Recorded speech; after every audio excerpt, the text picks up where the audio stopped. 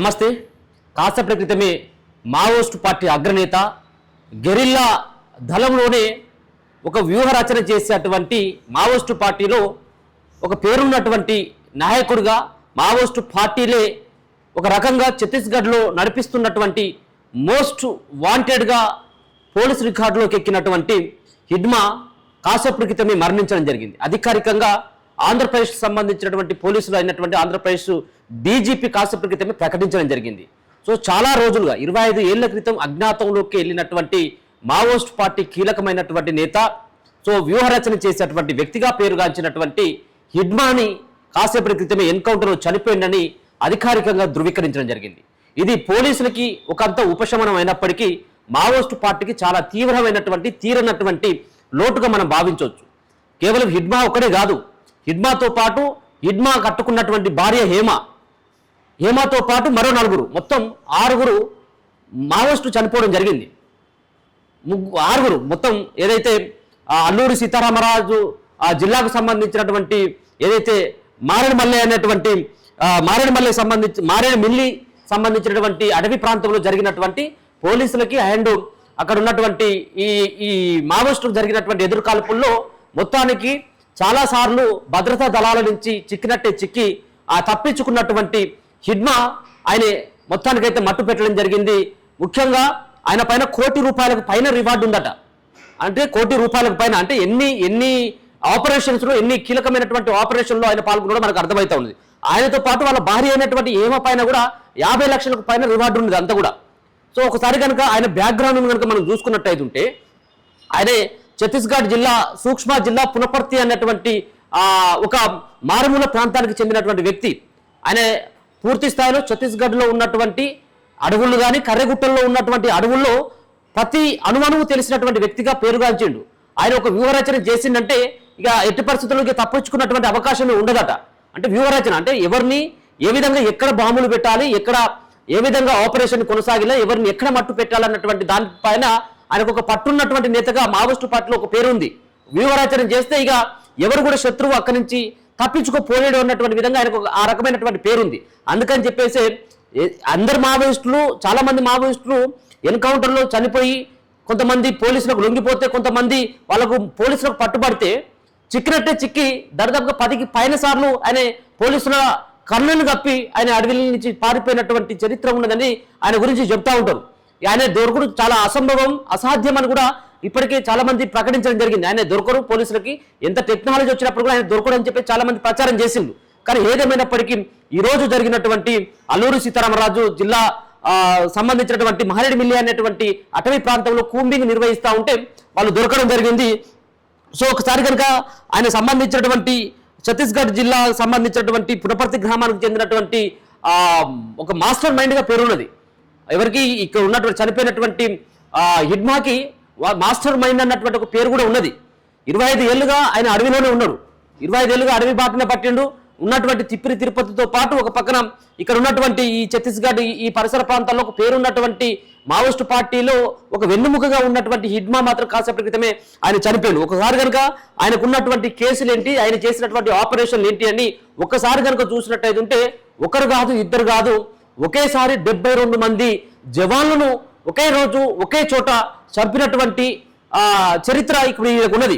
సరే, అది తప్ప గొప్ప అనేది రెండో అంశం. కానీ సో ముఖ్యంగా జవాన్లని అడవిలోకి కుంభింకి వస్తున్నటువంటి జవాన్ల పైన ఆయన పెట్టినటువంటి మందు పాత్రలను పేల్చి ఒకేసారి 72 మంది జవాన్లను కూడా ఎప్పుడు 2010లో సూక్ష్మ జిల్లా, ఈయన సొంత సంబంధించినటువంటి జిల్లే 2010 సూక్ష్మ జిల్లా దంతవాడలో 76 మంది సిఆర్పిఎఫ్ జవాన్లను ఒకేసారి చంపడం జరిగింది. సో మందు పాత్రలు పేల్చి వాళ్ళు వచ్చేటువంటి వాహనాలను పేల్చి, అంతేకాకుండా అక్కడ ఉన్నటువంటి ఒక ఎమ్మెల్యేలను కూడా చంపిండు అనేది పోలీసుల రికార్డులో ఆయన పైన కేసు కూడా నమోదు కావడం జరిగింది. 2010లో సూక్ష్మ జిల్లా దంతవాడలో 76 మంది జవాన్ల పైన జవాన్లను హతం చేస్తే 2023లో 27 మంది ప్రజల యొక్క ప్రాణాలను సైతం కూడా తీసిండు, అమాయకమైనటువంటి ప్రజల ప్రాణాలను తీసిండు అనేది పోలీసు రికార్డులో నమోదు కావడం జరిగింది. 2017లో 12 మంది జవాన్లని చంపినటువంటిది. అంతేకాకుండా 2021లో 22 మంది, అలాగే 2023లో మరో 10 మంది పైన కూడా ఆయనను 10 మంది జవాన్లని చనిపోవడానికి ప్రధానమైనటువంటి కారణంగా హిడ్మాను చూపుతా ఉంటారు. హిడ్మా పైన అందుకనే దాదాపుగా 76 మంది జవాన్లు 2010లో, 2013లో 27 మంది, 2017లో 12 మంది, 2021లో 12 మంది అండ్ 2023లో కూడా 10 మంది, అంటే దాదాపుగా 150 మందికి పైన జవాన్లని ప్రజల్ని చంపిండు అనేది పెద్ద ఎత్తున పోలీసులు చెప్తున్నటువంటి మాట. అందుకని ఆయన మోస్ట్ వాంటెడ్గా ఆయనను పట్టుకునేందుకు చాలా రకాలైనటువంటి బృందాలు గాలింపు చర్యలు చేపట్టినాయి.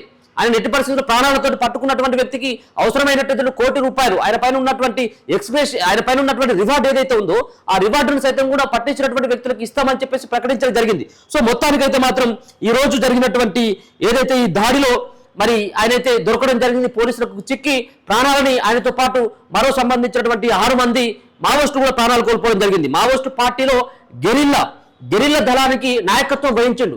గెరిల్లా సంబంధించినటువంటి దళంలో ఆయన ఒక కీలకమైనటువంటి వ్యక్తిగా ఆ దళాన్ని నడిపించేటువంటి ఒక దళ నాయకుడిగా పేరున్నది. గెరిల్లా సంబంధించినటువంటి దళం అంటేనే అన్నిట్లలో ఆరితేరినటువంటి చాకచక్యంగా తప్పించుకోవడం కానీ, వ్యూహరచనలో చేయడంలో కానీ, సో వాళ్ళకి ట్రైనింగ్ ఇచ్చడంలో కానీ, మావోయిస్టులకి కొత్తగా వచ్చినటువంటి వాళ్ళకి ట్రైనింగ్ ఇవ్వడంలో గెరిల్లా దళం చాలా పేరున్నటువంటిది. గెరిల్లా దళంలో పనిచేస్తున్నారంటే అది అక్కడ ఉన్నటువంటి మావోయిస్టు పార్టీలో ఒక కీలకమైనటువంటి దళంగా గెరిల్లా దళం ఉంటుంది. సో ఆ గెరిల్లా దళానికే ఆయన నాయకత్వం వహించినటువంటి హిడ్మా మరి కాసేపటి క్రితమే ఆయన చనిపోవడం జరిగింది. ఆయన వ్యూవర్లను రచించడంలో దిట్టగా చెప్తా ఉన్నారు. ఆయన పైన ₹1 కోటి రివార్డుతో పాటు 26 కీలకమైనటువంటి ఆపరేషన్లో సైతం కూడా ఆయన పాల్గొనడం జరిగింది. ఆయనతో పాటు ఆయన భార్య అయినటువంటి హేమ సైతం కూడా ఈ ఎదురు కాల్పుల్లో కూడా చనిపోవడం జరిగింది. 25 ఏళ్ల పాటు అజ్ఞాతంలో ఉండి సరే మరి ఒక పక్కన వాళ్ళ అమ్మకి సైతం కూడా గతంలో సంబంధించిన ఛత్తీస్గఢ్ సంబంధించినటువంటి ఎవరైతే మంత్రి ఉన్నారో హోంశాఖ మంత్రి, సో ఆయన సైతం కూడా రిక్వెస్ట్ చేయడం జరిగింది, లొంగిపోమని చెప్పేసి కూడా చెప్పడం జరిగింది. ఇటీవల తీసుకుంటున్నటువంటి చర్యలను ఒకసారి ఆమెకు వాళ్ళ తల్లికి హిడ్మా తల్లికి కూడా చెప్పడం జరిగింది. ఖచ్చితంగా అడవిలో ఉన్నట్టయితే ప్రాణాలు కోల్పోవడం మాత్రమే ఏకైకమైనటువంటి మార్గంగా ఉంది కాబట్టి ఇప్పటికైనా మీ కొడుకును రమ్మని చెప్పమని చెప్పేసి వాళ్ళతో పాటు కూర్చొని అక్కడ ఆ సంబంధించినటువంటి హోంమంత్రి సైతం కూడా వాళ్ళ హిడ్మా తల్లికి కూడా రిక్వెస్ట్ చేయడం జరిగింది. ఆమె కూడా ఒక పిలుపు ఇవ్వడం జరిగింది ఖచ్చితంగా లొంగిపోమని చెప్పేసి. సరే ఏదేమైనప్పటికీ కూడా కొంతమంది లొంగిపోతా ఉన్నారు, కొంతమంది లొంగిపోకుండా అడవిని నమ్ముకొని ఉన్నారు. అడవిలోనే మేము చచ్చిపోతామని చెప్పేసి ఇటువంటి వాళ్ళు కూడా జనజీవన స్రవంతులకి కలవడానికి కొంత సుముఖంగా ఉన్నప్పటికీ సో ఇప్పుడు జరిగినటువంటి దాడితోటి కాకావికలమైపోతా ఉంది మావోయిస్టు పార్టీ.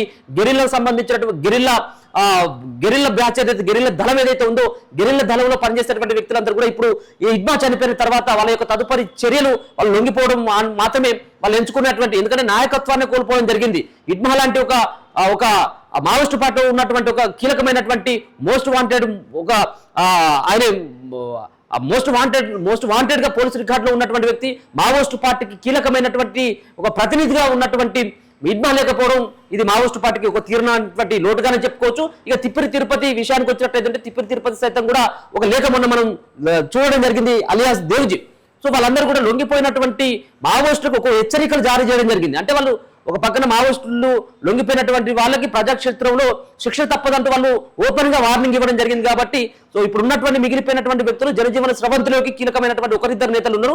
వాళ్ళు కూడా జనజీవన స్రవంతిలోకి వచ్చేటువంటి అవకాశం అయితే లేదు. వాళ్ళు బతుకున్నన్ని రోజులు అడవిలోనే ఉందామని చెప్పేసి వాళ్ళైతే ప్రయత్నాలు చేస్తా ఉన్నారు. ఇక ఇంకొక పక్కన ఆపరేషన్ కాగార్ తోటి పెద్ద ఎత్తున కుంబింగ్ నిర్వహిస్తా ఉన్నది.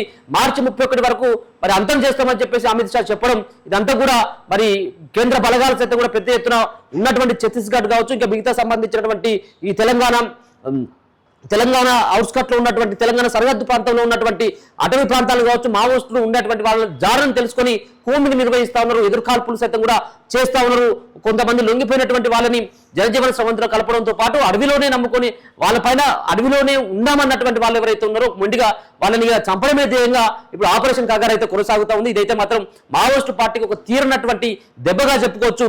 దరిదాపుగా 150 మంది జవాన్లు కావచ్చు, 150 మంది మిగతా జవాన్లతో పాటు కొంతమంది ప్రజలని ఆయనే బలిగొన్నడు. వాళ్ళందరూ కూడా ప్రాణాలు తీసిండు. 150 మందికి పైగా, అంటే ఒక పక్కన జవాన్లు 76 మంది సంబంధించినటువంటి జవాన్లు 2010లో ఈయన చంపినట్టుగా 2013లో 20 మంది ప్రజలని, అలాగే 2017లో 12 మంది జవాన్లు, 2021లో 12 మంది, అండ్ 2023లో 10 మంది సంబంధించినటువంటి జవాన్లని చంపిండు అనేది ప్రధానమైనటువంటి పోలీసులు చెప్తున్నటువంటి ఆరోపణ. మొత్తానికి ఏపీ డీజీపీ సైతం కూడా వాళ్ళ సంబంధించినటువంటి డెడ్ బాడీలను సైతం కూడా కాసేపు క్రితమే మీడియాకి సైతం కూడా ఫోటోస్ కూడా రిలీజ్ చేయడం జరిగింది. దాంతో పాటు ఇప్పుడున్నటువంటి హిడ్మా సైతం చనిపోయింది అనేది కొన్ని ఫోటోలు కూడా బయటకు వస్తా ఉన్నాయి. చూస్తూనే ఉండండి మన తొలి వెలుగు.